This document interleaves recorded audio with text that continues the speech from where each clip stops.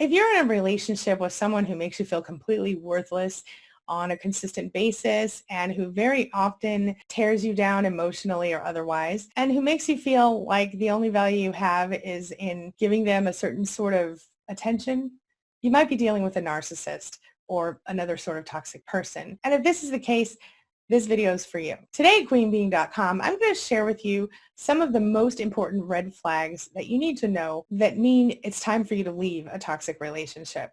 So let's get started. Closed captioning provided by Athena Moberg and CPTSD Foundation.org.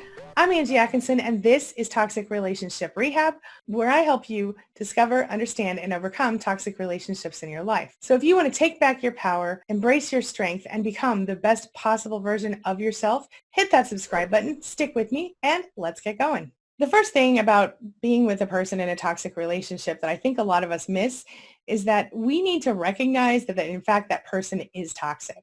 The thing is, we need to kind of accept who they are in general. And it's really difficult to do that, especially when we love that person. In fact, they tend to sort of grab the spotlight, whether they do so openly or not. And we tend to kind of get in the habit of letting it shine on them and hiding our own light. In fact, if you're anything like I was during my toxic relationship, it was a pretty consistent thing that I would do. I would put aside everything I wanted and needed just to keep that person happy. And that was very difficult on a number of levels and very unhealthy. So it's really important that if you are forced to deal with someone who has a toxic personality, that you don't allow them to take over your life. You don't allow them to make you give up everything that you want and need in the world in order to keep them happy. You really need to take charge. And as you're doing so, you might find that getting a little me time is more important than you realize. You have to remind yourself of what you have going on, what you're good at, what your dreams are, what your goals are, and don't push those things aside for this person. It's unhealthy and it's doing yourself a big injustice. It's really important that you remember this whole thing is not your fault. You didn't do anything to deserve this. Narcissists will never admit that they've done anything or that they could possibly be part of the problem. And they will do their very best to convince you, in fact, that you are the problem. In most cases, this isn't true. What it comes down to is the narcissist is incapable of taking responsibility for their own behavior. But when is it too much? When is it time for you to leave the relationship? What are some things to watch for? The first thing you have to understand here is that narcissists could probably use professional help in many cases. They may have narcissistic personality disorder, or they might just be kind of up there on the spectrum. And just for reference, narcissism is obviously something that every human possesses a little bit of, because in its purest form, it's self-interest. So even just getting up out of bed in the morning and feeding yourself could be considered narcissism. But we're not talking about selfie takers or anything like that. We're talking about people who have a lack of empathy. That's the one uniting quality among all narcissists of the toxic type, is the fact that they don't have empathy for other people. And anytime they do display it, it's usually sort of contrived in an effort to get something from that person. So I think they're capable of empathy, but I think that they clearly, in general, they don't naturally use it. So they operate from a perspective of someone who just doesn't care how other people feel. And you can imagine how painful that can become for the people in their lives. Of course, you can suggest to your toxic person that they go and get counseling, and maybe that would help them. But what I've seen in many cases is that they won't get counseling because they don't believe anything's wrong. In fact, if you do ask them to get counseling, very often they will sort of turn it all around on you and deflect and say, you're the problem, you're the one who needs help, not me. And then it becomes a real pain in the butt. They don't think anything's wrong, so they won't get counseling. Many narcissists or people with narcissistic personality disorder also deal with various addictions, alcoholism, drug addiction, things like that, or even other mental health and personality disorders can be present. Of course, you can suggest to them that they reach out for help, but like I said, most of the time that's just going to make them mad. And remember one last thing here. Yes, narcissistic personality disorder is a personality disorder, but it doesn't make it okay for them to abuse and mistreat you. You are probably going to need some help getting through this too, and you need to recognize this. Like I said in a recent video, a lot of us end up with complex post-traumatic stress disorder, or at least some symptoms of that, among other things. CPTSD, complex post-traumatic stress disorder, is a psychological disorder that you can develop in response to various long-term traumas. That is, repeated experiences of trauma in a context where you feel like you just really can't escape from it. Does that make sense to you? So just to give you an idea of the types of people that end up with CPTSD or the types of experiences that they have, this is commonly found in people who have experienced various types of abuse, chronic sexual abuse, chronic psychological or physical abuse, neglect, chronic intimate partner abuse, chronic emotional abuse, victims of kidnapping, victims of hostage situations, people who have gone through human trafficking, sweatshop workers, prisoners of war, concentration camp survivors. All of these things. Well, what does CPTSD look like? Some of the things you might feel during CPTSD might include feeling scared all the time, or feeling helpless or worthless, feeling hopeless, depressed, anxious, all of that stuff. And the worst thing about CPTSD, where it stands out above other types of psychological disorders or psychological conditions, is the fact that CPTSD changes who you are at the core. And it involves a lot of emotional dysregulation, which just basically means that you have trouble controlling what goes on inside your own head or your own heart, your own emotions. And that's something that we can work on together. Depression tends to lead to immobilization anyway, but what we have as survivors of narcissistic abuse often is what they call walking depression, which means you don't really know you're depressed. You still function, you still act like a normal person as far as anyone can tell, but you're kind of dissociated. You're kind of going through this thing that most people just don't understand. And so even though on the outside you look normal, on the inside you feel kind of broken. Well, when we get to the place where we stop being able to function, I think it's pretty understandable given what we've all gone through, right?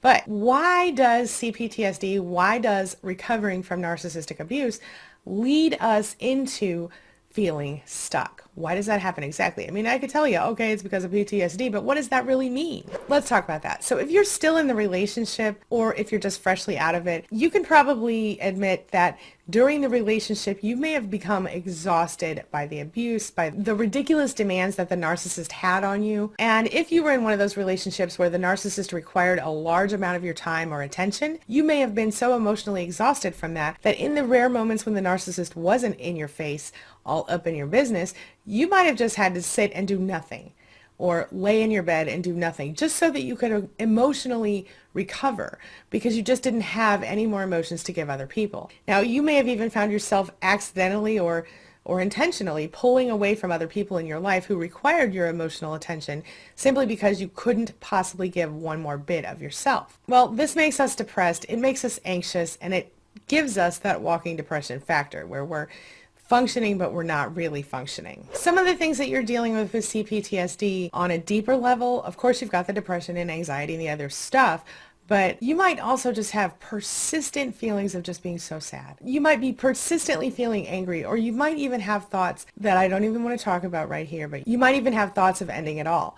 That's not healthy, but it's normal for survivors of abuse. It's normal for survivors of abuse to have a moment of that. What's important, if you do feel that way, is that you don't take it lightly and that you do something to change how you feel and how you perceive yourself in those moments. Another thing that happens to us in CPTSD is forgetting stuff. We forget traumatic memories. We forget what it felt like to go through the abuse. We might find ourselves reliving the traumatic events over and over again, awake or asleep. We very often dissociate where we feel completely detached from ourselves and the world around us. We feel guilty. We feel like we're, kind of stigmatized or we're pariahs in our communities. Or we feel like we're just really different from everybody else in our lives.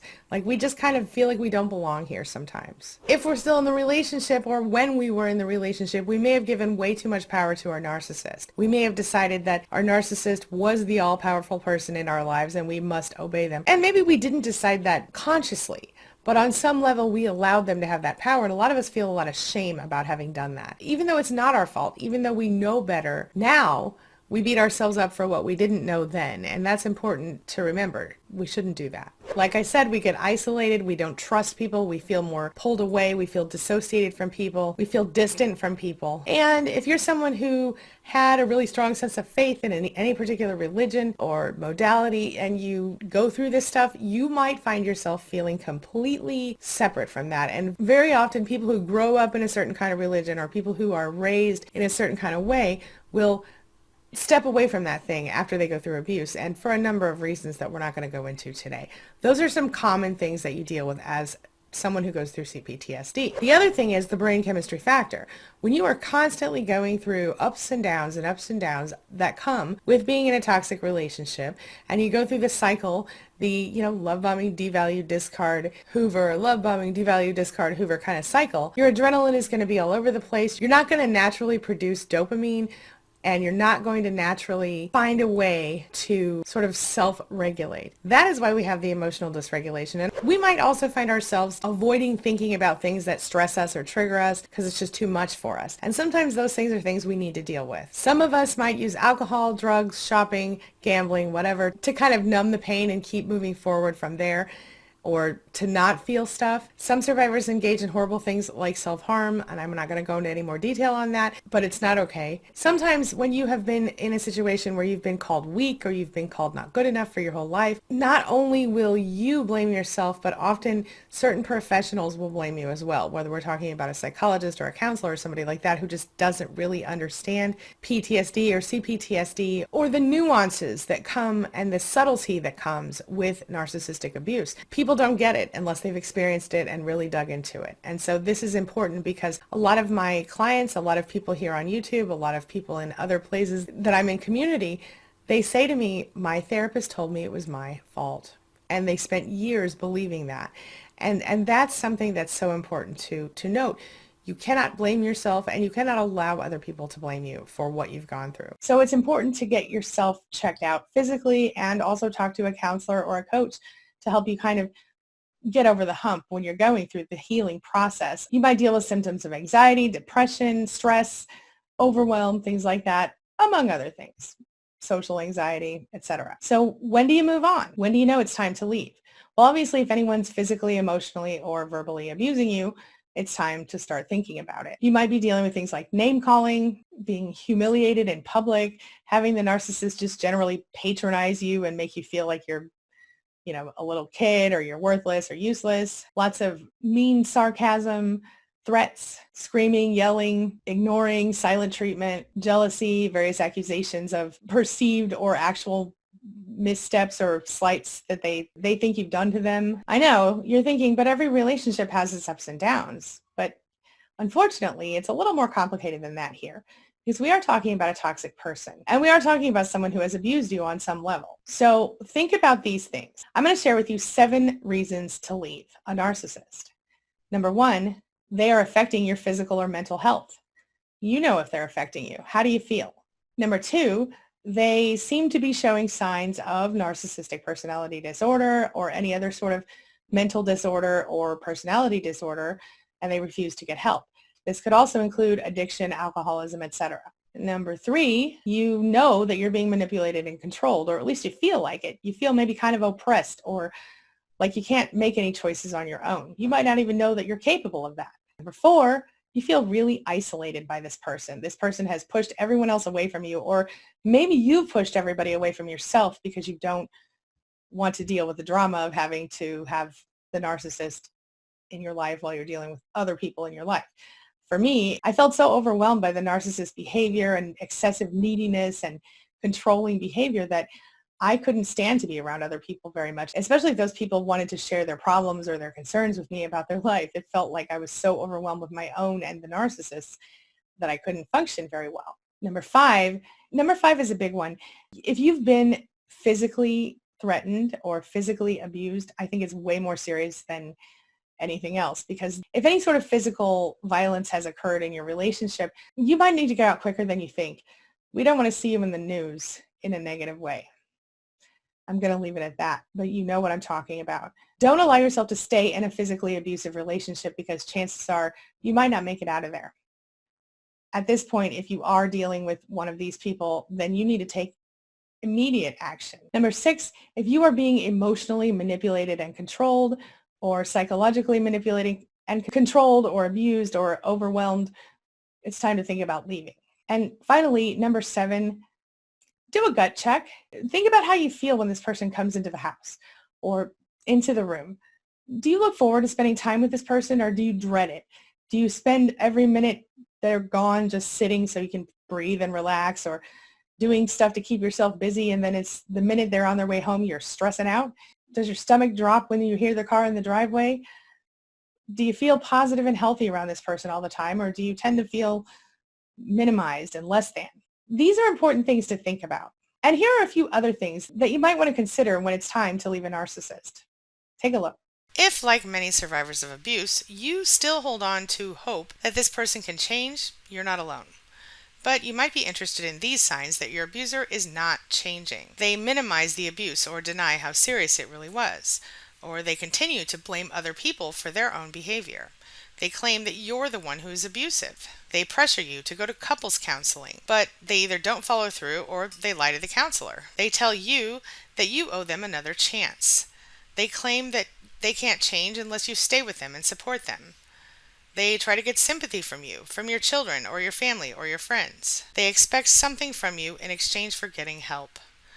They pressure you to make decisions about the relationship. All right, now this brings me to the question of the day. And the question of the day is it time for you to go no contact with someone who's toxic in your life? Have you done this before? Have you already gone no contact with someone? How did it feel? Share your thoughts, share your ideas, share your experiences in the comment section below, and let's talk about it. I'm going to leave a link for you right there with more ideas for healing and different ideas for healing after a toxic relationship. Go take a look at it if you have a minute. Before I go, I want to take a quick minute to be grateful. I'd like to say thank you to everyone who watches my videos, likes my videos, subscribes to my channel, comments on my videos. Thank you. It really does mean a lot to me because every action you take helps me get one step further in helping another survivor do a little better today. And helping survivors discover, understand, and overcome narcissistic abuse is my mission in life, and it means a lot to me. And while I'm here, I'd like to offer a quick shout out to my amazing channel members, those people who choose to support me through the YouTube membership program, and you'll see their names scrolling right there. It means so much to me that you choose to support me in this way. It helps me to really take this business to the next level, and it means the world to me. And recently, YouTube rolled out a new program where I could offer different tiers of membership. So if you haven't seen that, click the join button and take a look at what some of the offerings are. It's pretty exciting stuff. Now, one last thing, make sure you take a look at the videos I'm leaving for you right there and right there, because they're really going to help you get a little further along in your healing. As always, thank you so much for being a part of my day and a part of my life. And hey, thanks for letting me be a part of yours. It really does mean a lot to me. Now make sure you hit that subscribe button so we can stay connected and continue on this healing journey together. I'll see you soon.